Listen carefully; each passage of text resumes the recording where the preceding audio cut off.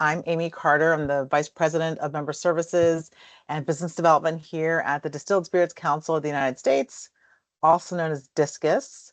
Today's topic is the future of barrels, and we've got the 2024 DISCUS Innovation Award winner, Devil's Cask. And before I introduce Jeremy from Devil's Cask, I just want to say that a couple of things. One, immediately after this webinar at 1 p.m. Eastern, the second group of finalists for the 2025 DISCUS Innovation Award will be sharing their presentations to judges and for voting for participants, voting by participants. So if you're interested in joining that webinar, let us know and we'll send you the link. I also want to let everyone know that we are recording this webinar, so it will be available to everyone, the entire world, on the events page of the DISCUS website, as well as our public YouTube channel. And then lastly, I want to remind everyone of our antitrust policy statement, which reads, please refrain from discussing or exchanging information relating to pricing, marketing, or sales plans, costs, or confidential plans regarding output or production, boycotting another company, not recruiting or hiring each other's employees or salaries, wages, or benefits, or any other competitively sensitive or proprietary business information. For those of you who aren't aware, DISCUS is the leading voice and advocate for our members, as well as the distilled spirits industry overall. We provide a wealth of resources and services, including this webinar series, as well as publications and networking opportunities. And essentially, we're aiming to educate and share relevant, well, this series is aiming to educate and share relevant trends, ideas, resources, discussions, and opportunities within the larger distilled spirits community. Our recent webinars have included topics like flavor balancing with True Essence, the rise of agave spirits. We had the Small Business Administration come talk to folks about small business grants for export activities. We had Nielsen IQ discuss trends in the U.S. liquor market. We've had e-commerce conversations with Reserve Bar and direct-to-consumer e-commerce conversations with Flaviar. We've also had global regulatory compliance tips from TraceOne. We've had access to capital and expertise from Pronghorn and other industry experts. And then we've also, Women of the Vine and Spirits also did a session earlier in the year on the buying trends of socially conscious consumers. All those websites and all those webinars and other DISCUS webinars are available on the DISCUS website, which is distilledspirits.org/events. And with all that housekeeping taken care of, I want to welcome today's speaker, Jeremy Grunwald, who is the founder and CEO of Devil's Cask. Jeremy, welcome. Hey, great. Thanks for having me on here. Awesome. So glad to have it. It's great. It's a great day to do this. It's nice and warm here in the DMV. It's unusually warm here in the DC area. Gotcha. So Jeremy, you and I will have a conversation for about 25, 30 minutes. I know you've got a presentation, but we'll make this conversational and take questions throughout. So if participants want to either use the raise your hand icon, which kind of looks like this, or put a question in the chat or the Q&A, Caleb, who's on my team, and he focuses on our relationships with craft members, he and I will be monitoring for any questions, and we'll make sure we get those asked throughout the webinar. We'll also just save some time at the end in case there are sort of last minute questions. And you'll see this, everyone, you've got Jeremy's email address on the slide. Again, we will send the link to the recording to anyone who registered for this webinar. And of course, Jeremy's information will be there so you can contact him directly. But you can always contact DISCUS and we're happy to connect you. So, like I said, Jeremy, I know you've got some slides. Yep. And I may ask some questions along the way, and we're encouraging others to do the same. But I wanted to start off with a little bit about you and Devil's Cask. So, how did you get into this field? Where did the idea for innovating barrels just generally come from? And then where'd you get the name Devil's Cask? I mean, I kind of have an idea probably, but I'd like to hear from you. Yeah. So the starting of the company is an interesting story. My background is in vapor barriers and waterproofing. I have a master's degree in engineering and management, And just coincidentally, I was on vacation in 2019 in Ireland, and I happened to go to Jameson and Guinness and visit a bunch of awesome places over there. I didn't go over there to drink Irish whiskey. I wasn't really even a whiskey or bourbon fan at the time, but in those tours, I fell in love with the whole process. And one of the things that became very apparent to me was this intimate relationship between the ethanol in the water, which is the spirit, and the barrel, and this whole fascinating exchange that takes place for years and decades in some cases. And at that time, as a not in the industry and as just an enthusiast of wine and spirits kind of thing, I really didn't have a full appreciation and understanding that, yeah, I mean, bourbon and whiskey can be aging in a barrel for 6, 12, 20, 50 years for some of those super high-end limited release types of things. And that was just, baffling to me. And so I did some more research on all that, and I learned about maturation loss and angel share. And, one of the things that really stuck out to me in that tour and in my time at Jameson was the amount of just pure spirit and whiskey that's lost through the barrels over time. And using my background and expertise in vapor barriers and waterproofing, I was like, man, this seems like a very interesting vapor barrier, permeation type of scenario and problem. And I wonder if people have looked into this, what types of things have been done, or if it's simply just, the name of the game and what people do. And so started asking a bunch of questions, working with some of the cooperages, working with some of the distilleries, just to understand the whole science of angel share and maturation loss, and then presenting some ideas around, well, have people tried this? Have people looked into that? And in early 2020, that's when I came up with the company and the technology of what we'll kind of talk about a little bit here today of what we do, but ultimately trying to reduce some of those physical losses and some of that angel share over time.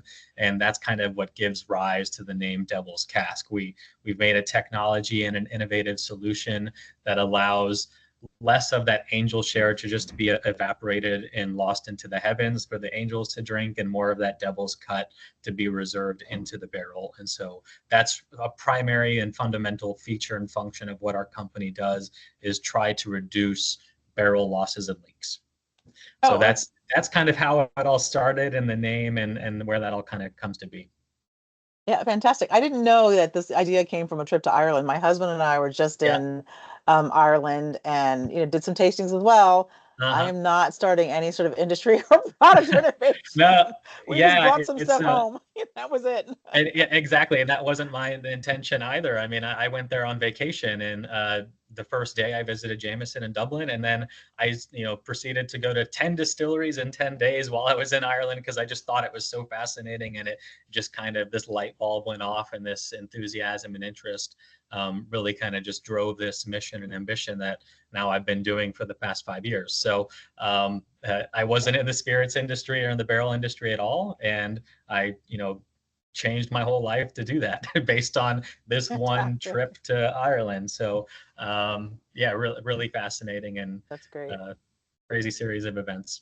Yes, absolutely. Because I will not be doing that. But anyway, so jump right in, and maybe like we talked about, keep it at a high level, not too technical, but explain your product, your innovation, and the coated barrels, and all that.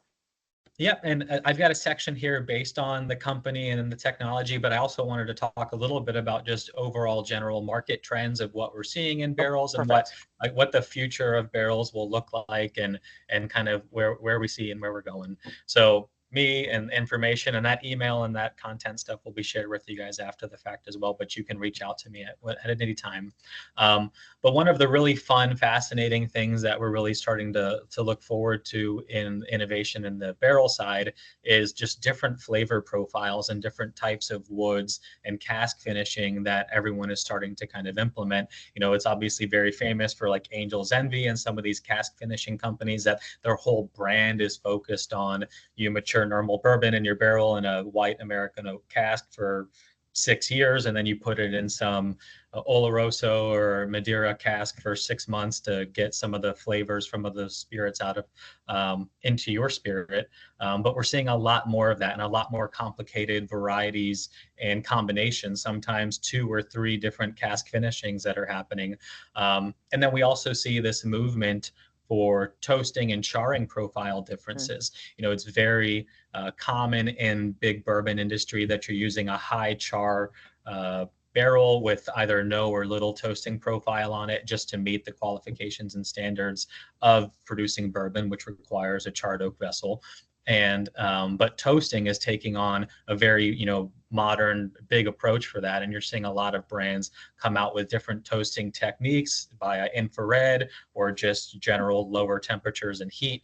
And what that toasting does is caramelize some of the sugars and lignin in the wood itself to provide different flavor profiles. Some of those sweeter cherry, vanilla, some of those nicer, more floral types of notes that you're looking for, as well as some of the caramel sugary types of things that you're looking for in your bourbon and spirit.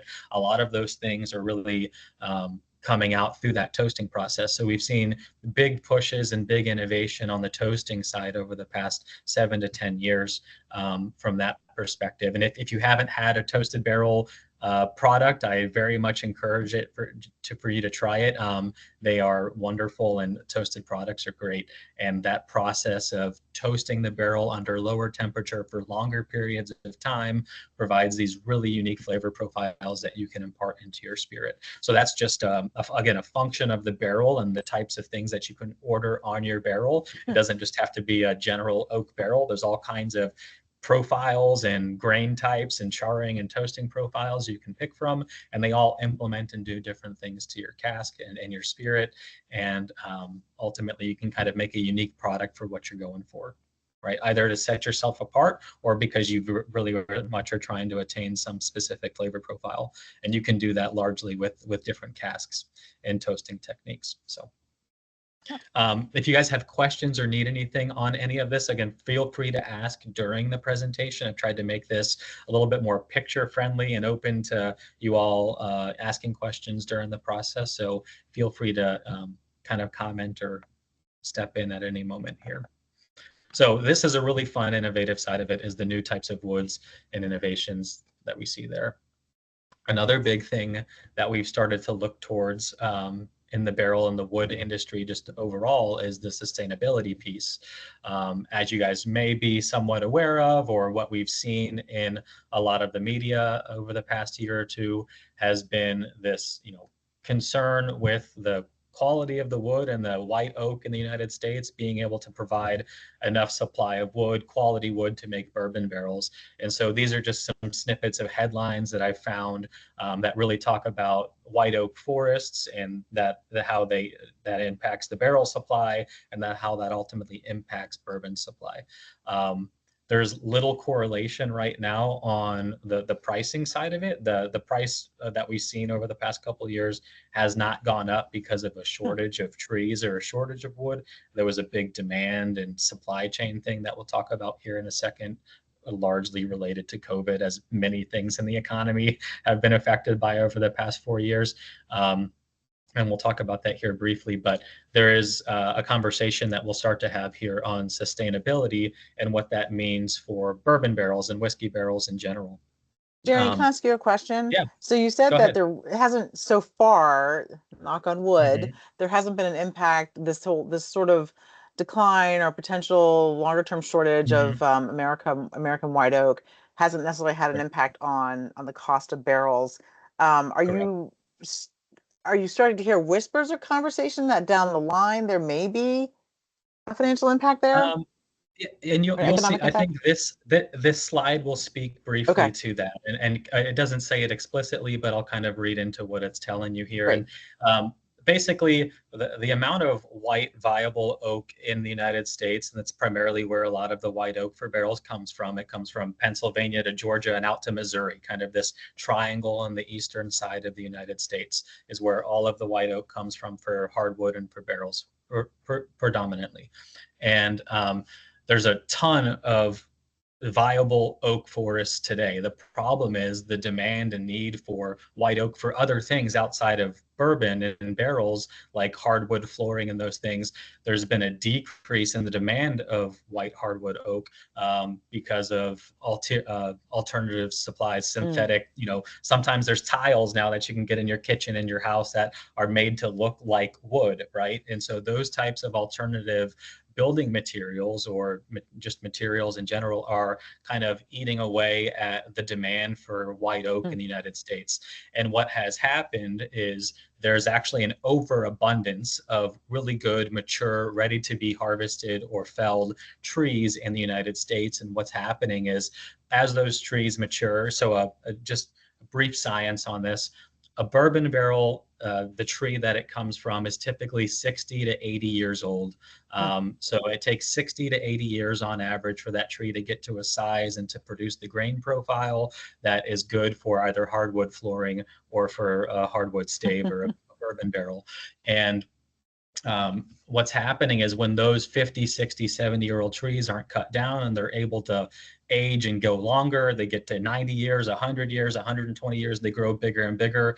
They eat up more of the resources in the forests, and the canopy of that tree also gets larger. And what ends up happening is that canopy actually shadows the under canopy, the basin of the forest, and things don't grow as prolifically in those areas. You both have a huge tree now that's a big water pump that's scavenging all the resources out of that immediate soil, and that tree is also shading that area, not allowing for more sunlight to get down to the soil and to the earth for a new sapling or a new seedling to grow. So it's very much a regeneration issue. The trees are just getting so big and so old because we're not harvesting them as much as we used to, at least the viable good ones. We're not harvesting them as much as we used to, and they're kind of cannibalizing the growth of future saplings and future trees.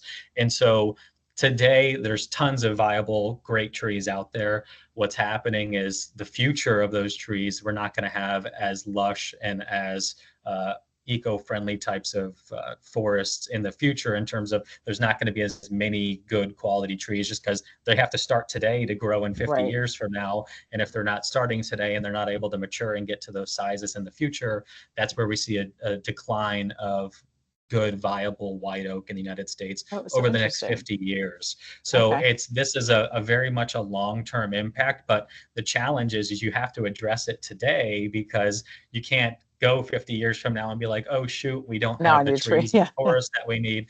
It takes 50 years to fix that problem. And, you know, we have to kind of, you have to recognize today that the only way to really fix that problem is we have to scavenge and fell some of these larger big trees in these forests to allow the future of those trees to grow. And because we're not using hardwoods as much as we used to, that's where you get this regeneration issue. It's kind of like an upside down thought in terms of normally you don't want to cut down trees and you think it's not sustainable to cut down trees. But in this case, it's exactly that, because we've had a movement so much over the past 44 years since the 80s of not, you know, for deforestation and all those types of problems and things that have happened in the past. We've got really good sustainable forestry practices today. And it's actually, there's tons of really great data and information on the fact that we do a great job in sustaining our forests today. The problem is just the demand for the wood products has just gone down, and we're not able to, you know, either burn them or cut them down at a rate similar to what they need to actually be maintained and prosperous. And so this is a future problem, but it's something that we have to actually address now because of just how long it takes to grow a tree. There is a comment in the Q&A. I'm going to read it. It says, I can tell you from the experience of buying them, that the cost and availability of new barrels has changed significantly.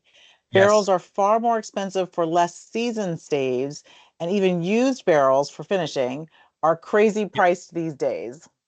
Yes. Yeah. So I want to get into that very much so. And I think the next slide or two will actually, I'll leave a slide or two so we can talk about some of those things. And actually, I'll skip a slide so we can get into this and then go back to the sustainability piece. The pricing largely on the increase in barrels has been predominantly the COVID supply chain increases with everything. You also had a huge bourbon demand post-COVID 21, 22, and into 23. 24, you've seen a very different picture. We've actually seen less bourbon being produced and dumped today than there was last year and previous years. I think at the number is 2 to 4% decrease in the overall market in bourbon, which is okay because the last couple of years it's been double-digit increases and everyone's been super excited about that. But in 2024, you've seen a little bit of a reset on that. That is primarily what drove barrel prices to be so high, is just the demand of barrels. The industry could not have predicted that bourbon would have taken off in 2021. And again, in order to make a barrel from the seasoning perspective, yes, so a tree grows for 60 to 80 years. You cut it down, you debark it, you delimb it, you cut it into segments of log, and those logs are cut into basically 2x4s and set out in a field to season and to dehydrate over a period of time. And that process is called seasoning. And that seasoning process can happen for anywhere as short as 3 months up to 5, 6, 7 years in some cases, depending on the seasoning profile that you want in your barrel. And that imparts different flavors and different types of organic matter and material that will impart a flavor into the wood that ultimately finds its way into your stave. But in order to make a barrel, you have to have some seasoning, and the seasoning in most cases is between 12 and 24 months. And so in order to anticipate a 2021 increase in bourbon and need for barrels and all the contract production that's been going on, you'd have had to plan for that a year and a half in advance on the wood side, because you have to have that wood sitting out drying and seasoning. And that's largely what caused this huge spike in barrel prices in 22 and 23, was that basically all of the existing wood that was sitting out there and drying and seasoning today was purchased because the demand, and there wasn't supply behind it seasoning and aging. And so you just had this, very much a supply and demand curve type of thing, where just prices went through the roof because demand went through the roof. Today, what's happened, we're now 12, 18 months from when prices were kind of at the peak in the market for when barrels, this was paid last summer, so 15, 16 months ago, when barrels were kind of astronomically more expensive, double the price in some cases than people are generally familiar with. A lot of the cooperages have taken, the money that they've made from that big boom and everything and reinvested it in the manufacturing to increase capacities. And so what we've seen in 2024 is a significant amount of barrel capacity has come online, both from the cooperage investing in manufacturing and equipment to be able to produce more barrels, but then they've also increased their stave supply and their logging operations and the stave mills to be able to produce the wood basket that you need actually to make the barrels over time. So barrel prices have come down a decent amount, and the supply has gone up a significant amount, to the point where it should not be as difficult as it was a year ago to find barrels, and you should definitely not be, paying similar prices to what you were paying a year ago today. The prices come down a good amount, and there's a lot more competition. You also, even over the past couple of years, have had several smaller cooperages come online to try to, play in that space. And again, even our company has, gotten into the barrel space of trying to provide solutions to customers based on all that. So that's really what's happened with the barrel market. The future of that is we continue to see, again, we're in a really good position from producing more and more barrels. We should not get into a barrel crunch or a wood crunch anytime soon. So barrel prices should continue to, maintain where they're at today, if not kind of get back to where they were in maybe 2016, 2018. If you look at lumber supply and timber supply and the prices today, wood is around the same cost today as it was in 2018. So, you can take some inflation, you can take some capitalization of all those things and say it's a little bit more expensive than what it's going to be in 2018, but you should be in a similar range pre-2020 rather than, what we were seeing in 21 to 23 on barrel prices, just based on that. And again, it doesn't have to do with the forests necessarily. It had to do with the supply demand curve situation, and just there wasn't the wood and the barrels ready and available to meet that. But today we're in a much, much different situation and slowly chipping away at those demands. So that makes a lot of sense. Hopefully that answers that question and kind of gives a little bit of the economics of how all that's happened over the past couple of years. I think so. So keep going into the sustainability angle thing. So that's one of the issues that, Discus really focuses on. So it'd be good to hear what you've got to say in that regard. Yeah. So leveraging, trying to support that. And this is where, our initiative was, well, if you can't produce as many barrels today as you need to meet the demand, Well, there's tons of waste in the actual cooperage and stave mill operations, and it's primarily because trees are natural and organic. They're not man-made, so you can't, engineer them to have not have knots and curvy grain profiles and limbs. Like, they do their own thing, right? And when you cut down that tree, every tree is unique and it's got its own knots or worms or bugs or bark, whatever's going on. And generally speaking, say a full tree is cut down, you're left with about 65 to 68% of that log and that tree after the trees, the leaves, the branches are cut off and the tree is debarked. So you lose around 32% just getting to a core log, right? So again, 32% of it just has to go to waste. It's not wasted, it's pulverized. We use those materials as fuel to power the boilers and the heat cycles and engines for the plants. So the cooperages and the stave mills are actually extremely efficient in the fact that they're not like just throwing away wood and throwing away bark. They're actually pulverizing it and using that to power the facility itself. So it all goes to good use. But the remaining 65 to 68% of that log is then going through that, cutting it into 2x4s, making staves, and all those types of things. Once they start cutting into the wood, that's when you start to see there's maybe some knots or some sap or some different characteristics that organically occur in wood. It's not perfect. And what we end up seeing is a good amount of those characteristics have to be cut out because previously they would leak. The industry has done a really good job over hundreds of years figuring out what type of good wood is watertight and good for a barrel and what type of wood is not. And so some of those knots and characteristics that are just natural flaws or natural characteristics in the wood are cut off and discarded. And what we've seen is with our technology and what we've been able to do with Devil's Cask and improving loss and leak rates and making certain types of barrels and certain types of wood a little bit more impermeable to leaks, we've been able to utilize a little bit more of these characteristics, which ultimately improves the wood throughput and the viability and usefulness of that wood at the cooperage level. And where we've been able to do this is taking certain types of natural wood imperfections, knots, wormholes, sap lines, some other things, and actually utilize more of that into a barrel so that the tree was cut down to be made into a barrel. And so we're trying to make as much of that tree into a barrel as possible. And it also helps with the cost of the barrel. When we can utilize more and optimize and be more efficient with that log, if we can make more barrels per tree, then the cost of a tree, let's say, was $100 and we made 2 barrels out of it, compared to the cost of a tree was $100 and we made 3 barrels out of it, obviously the cost of that barrel is going to be lower. And that helps everyone, both, again, trying to combat some of this supply demand economy situation, the economics of an expensive barrel. And so what we've been able to do is utilize and embrace a lot more of those characteristics in the wood and implement them and treat them through more, some of our technology and more advanced coopering techniques to make a watertight barrel. So cool.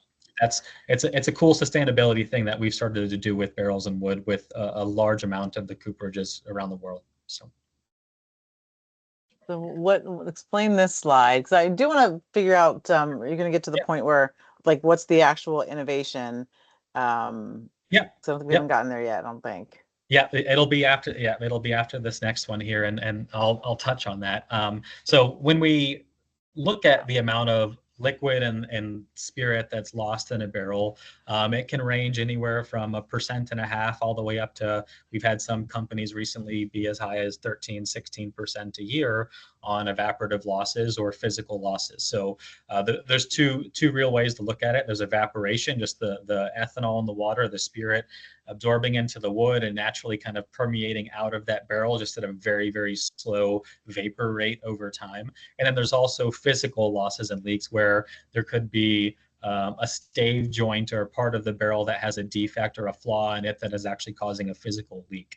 And when we look at those numbers over time, it ranges quite a bit. I mean, like I just said, 1.5% to 16% a year. It depends on the quality of the barrel, the configuration of the barrel, the type of wood that's being used, the cooperage that made it, and their parameters and quality controls, as well as just the wood itself plays a huge factor. If you're accepting higher quality wood, and which ultimately generates a lot more waste because you can only get high quality wood by refining your process heavily, then you'll have fewer leaks. And if you are using more characteristic wood, then you have a propensity to possibly have more leaks or greater losses. And so what we see over time is those leaks and losses just generate a huge amount of lost revenue and lost opportunities for distilleries. Here's a picture of, you guys are all very familiar with the maturation process now of whiskey and bourbon, but goes in clear, absorbs all the tannins and lignin flavors from the wood, changes color, gets all that flavor, but you also have the loss. And so what these pictures are really showing here from our perspective is the barrel gets lighter and lighter over time because of these physical losses and leaks. And that can add up to tens of millions of dollars a year, depending on the size and scale of your distillery. If you look at it globally, it's about $1 billion a year between tequila, rum, whiskey, scotch, all those types of things, everything that's barrel aged. There's about $1 billion a year of physical liquid loss to evaporation or leaks within the United States for whiskey specifically, which is a big focused target audience for us. It's around $300 million a year of what would be lost spirit. So again, if you extrapolate the idea that you're losing 3 to 4% a year and you're maturing that barrel for 6 years to make your product, then you're losing anywhere from 18 to 24%, something like that. And that could have been in a bottle and consumed by a customer and sold eventually, down the road. So what we've looked at is what percentage of reduction of that is acceptable, and that's a lot of what our technology and our product has done. So the innovation that I came up with back in 2019, 2020 is what we refer to today as Spirit Lock. It's an exterior applied product to the exterior side of the barrel that reduces those physical losses and leaks as well as evaporation. So evaporation predominantly occurs in barrels through where the intersection of the head and the sides of the barrels come together. That little lip on the barrel is called the chime. And you can think of the stave going vertically up and down the barrel. It has pores inside of it that run up that y-axis on the barrel, and it eventually evaporates out the top. And so a lot of what we've looked at is, what if you sealed just the chime and crows of the barrel, just like you see in this picture here of that one barrel that kind of has a ring around the edge. Just sealing that area significantly reduces evaporative losses and leaks over time, to the tune, again, this is going to vary depending on conditions, your barrel, all these types of things, but we see an evaporative loss reduction of around 15 to 30% per year just in that area of the barrel. And if you were to coat the entire barrel, you can end up seeing, north of a 40% reduction in some of those evaporative losses over time. So what the technology does is it still allows for air and oxygen to permeate into the barrel, but reduces the amount of physical vapors or liquid losses to come out of the barrel. So it's a breathable membrane that's fluid applied to the outside. Think of it as a paint. It goes on wet, cures into a dry silicone rubber, and that silicone rubber allows for air and gas to exchange freely through the barrel, but reduces physical droplets and physical vapors of liquid from coming out. Now, it doesn't cut it off completely, and that's kind of the trick and the science to everything that we've had to do over the past 5 years of research, innovation, and development. Is there's kind of this threshold, like anything above a 40% reduction in angel share and maturation losses has a much greater chance of changing the flavor profile of your spirit. We all know that angel share and maturation loss is a critical component to the proper flavor profile development of your spirit, and that's very much true. But there is some of that can be kind of controlled, right? Right now, everyone, and traditionally, you're just like, oh, my distillery loses 6% a year because we're at high altitude and Mm. low humidity. And it's just because I live here, that's kind of my conditions, right? And that's where you see Scotland and Ireland lose 1% or 2% a year. Kentucky, Tennessee lose 3 to 5% a year. Texas loses 6, 7, 10% a year. In some Wow. cases north of that. When you go into Mexico and the Caribbean and Puerto Rico, you routinely see 8+% per year loss, sometimes 16%, just depends. And so those ambient conditions, predominantly of temperature and relative humidity, drive a lot of those vapor, a lot of that evaporation and those vapor pressure changes throughout the barrel's maturation history. So the closer to the equator you get, the more maturation loss you typically have, both from a physical loss perspective and an evaporative loss perspective. That's helpful to know. So, yeah. And so what we've So seen Jeremy, in the do data we and the pass testing, by go one ahead. of the pictures of one of the barrels you mentioned? Because you mentioned one of the barrels has, have we gotten there yet? The actual Spirit Lock technology? Got a chance to take a look at it? No. This slide, are you seeing it here? That has Spirit Lock, the innovation on here. Is this? This is the problem slide, I think. There we go. Is this? I think now we're seeing it. Here? Now I see this the solution and innovation Spirit Lock technology. Yeah. So that's what I think we were missing before. Yeah. Okay. Here. Okay. Yeah.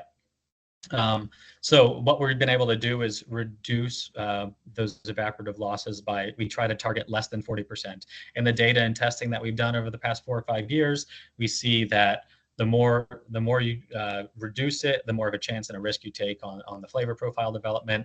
But then there's also a bottom threshold too. Like, if we're only reducing evaporative losses by 5% and say your company is only losing 2 or 3% a year, we're talking at that point, we're going to reduce your evaporative loss by 1/10 or 2.2%.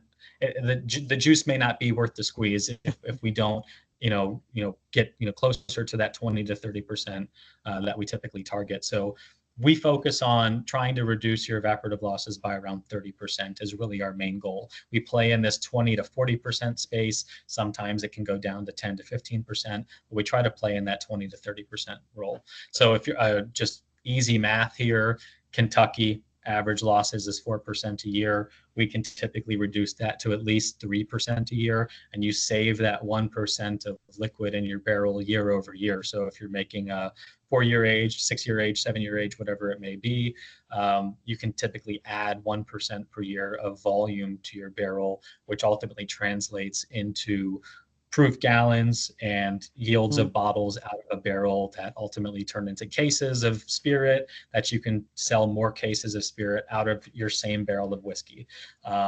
Customers that we have, typically you see 200 to 210 bottles come out of a barrel, and we again try to target reducing the losses by 20 to 40%. So we can see anywhere from a 5 to 20% increase in volume. So if you kind of do that math on 200 barrels, let's take 10%. You can get an additional 20 bottles out of the same cask over the same maturation period of time, which is about a case and a half, almost 2 cases, depending on the number. And so for the same input cost, maturation time, and everything, same flavor profile development, we can typically generate an additional case or 2 of spirit out of that barrel that would have otherwise just gone to evaporation without changing flavor profiles, without manipulating other factors and features significantly to the point where you're like, oh, this is a different product. In blind taste testing, both with professionals and just consumers, we have more than a 90% pass rate in terms of they're not able to detect any differences or notable changes in the product, which has been great from a statistical data set analysis. Our p-values are less than 0.02, meaning like 98% success rate in terms of blind taste testing, all that type of stuff, which has been great. So that's really what our technology and what our company focuses on quite a bit, is reducing losses and leaks in barrels over time. And that ultimately increases yields for distilleries, and it increases profits on those barrels over time as well, because for a very fractional amount of an increase in cost on your barrel, typically our technology can cost anywhere from $5 to $20 per barrel to implement. If you were to do that at scale, then you're generating an additional case or 2 of spirit, which can be anywhere from $200, $300, $400 of additional revenue for just a cost of $20. Your return on investment there is pretty significant. And if you're a distillery that's plagued with a lot of loss, then this is a bigger impact for you than a distillery that has, moderate losses of 1, 2, 3%. It also translates to scale. If you're a distillery that has, tens of thousands of barrels, if not hundreds of thousands of barrels in inventories, then, small percentages make a big impact for you, whereas a 1% impact on someone that has 100 barrels may not make a significant impact or difference in their life or their company, right? Yeah. So it kind of, there's this scale of economies of scale there. Jeremy, that's helpful because for a couple of reasons. One, Discus membership includes very small entrepreneurs to some of the biggest brands in the world. So it's nice to hear that, obviously the technology is scalable. We do have a question, or I guess it's a question and comment in the chat. So I'm just going to read it. Have you tested the product after using your technology in terms in chromatographic analysis? Has there been any change aside from the blind tastings? So we've used BDAS. I'm sure some of you guys know Gary Spedding and the team over there. They've got offices in Louisville and around the country. We use them for our third-party analysis, and they've done some of the chromatography testing. And right now, the chemical, fingerprint of the product looks identical. There's no notable differences in peaks of the product that can be attributed to our product changing anything. We more so see barrel to barrel variation, right, which is very common. So we have no data that suggests right now that a batch of barrels that is aged with our technology versus a batch of barrels that is aged without our technology has any flavor profile difference noticeable, or any chemical, like through running it through tests and some of the machines, that shows a difference in the aged spirit. I will say that the oldest aging that we've been able to do, just because the technology is newer and the company's only 5 years old and we've only had it commercialized for around 2 to 3 years, we've got 2 to 3 year aged barrels in the in inventories and in distilleries, and we take samples routinely from those. And again, in all the testing that we've done for that, there hasn't been noticeable changes to the chemical peaks on the chromatograms or the flavor profile analysis through sensory. Now, that's not to say that it would change something in 8 years from now, but there's no reason to believe that it would. The technology we're using, and I made this based on silicone primarily, and silicone I chose for a variety of reasons. One is that you can get FDA and NSF compliance with silicone because it's a very food-friendly type of product. Everyone is also pretty familiar with silicone in terms of silicone bungs. That's used pretty commonly in the industry as temporary solutions for plugging a barrel. And then also it's just used quite a bit in food compliance, safety, like cutting boards. And in your kitchen, you probably have your tongs and your spatulas and your frying pans. All of those rubber handles and pieces, those are all silicone based. Silicone is a class of rubber. And so it's just very heat stable, food friendly, all those types of things. And there's already products in the industry today in barrel maturation, silicone bungs that it's common for. So I chose silicone specifically for that because there's just a lot of like simpatico things that are existing today. Right. So Jeremy, we only have a couple more minutes left. And so I'm going to ask you one question about the Innovation Showcase Award, primarily because you won it. So that's really fantastic. Congratulations. And at 1 o'clock today, we've got the second group of companies that are presenting their presentations. So maybe just share a little bit about the experience that you had going through the application process and sort of what that big $10,000 check did for you. The process is really cool. It's very, I kind of assimilated to a Shark Tank type of thing. We had to give presentations in front of a bunch of judges, and they asked a bunch of questions, and we got to watch other presentations and see the other participants. And ultimately the judges came together and decided that there was multiple rounds. We made it into the semifinal round, and then we gave our final presentations and ultimately won at the Discus event back in March of this year, and that was great, and got to give a similar presentation at the annual event. But it was a lot of fun, and it's super exciting, and yeah, it was a great experience for us. So I definitely recommend it to anyone that's got new innovative things in the distilled spirits industry. But it was a great good time. So I have to say, several of us on staff here at Discus got to take a look at some of the, actually take a look at all of the applicants. And there are some people are so innovative, and there's some really fantastic ideas out there. And I'm like, just take it to market because I need that. You know, a couple of these, I'm yeah, like, I'd like exactly. that in my life right now as a consumer. Mhm. So thanks for actually going through that process and applying, and congratulations on the win. So we're about to close, and if anybody has any last minute questions, please put them in the chat or raise your hand. And while that's happening, I'm just gonna remind everybody about some upcoming Discus events, resources, webinars. In addition to the one that's happening at 1 o'clock, it's the second round, it's the second group of presenters for the 2025 Innovation Award. And then this webinar that you all are in right now is going to be available at, like I said earlier, distilledspirits.org/events. And then next Friday, November 15, Park Street Companies is going to do a webinar on distribution insights, and hopefully they're going to bring a distributor along with them. So I think particularly for brands, companies, whatever, that maybe have a more difficult time getting in front of distributors, these sort of insights, that webinar might be useful. And then on December 2nd, we've got a discussion with the Strategic Sourcing Hub.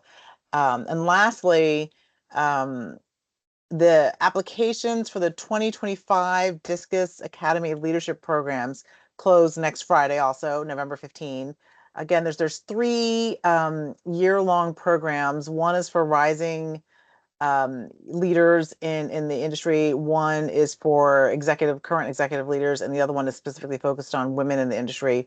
You can find more information about these year-long cohorts, 9 months to 12 months, year-long cohorts, and you can apply for them at discusacademy.com/leadership certificate program.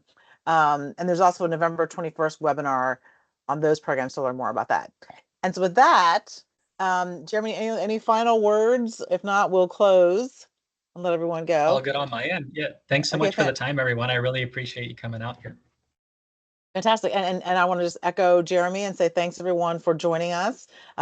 This is our webinar is now concluded, and you can feel free to just connect. We will send you the recording afterwards, and you can be in direct contact with Jeremy or Discus after. Thank you very much. Thanks. Bye-bye.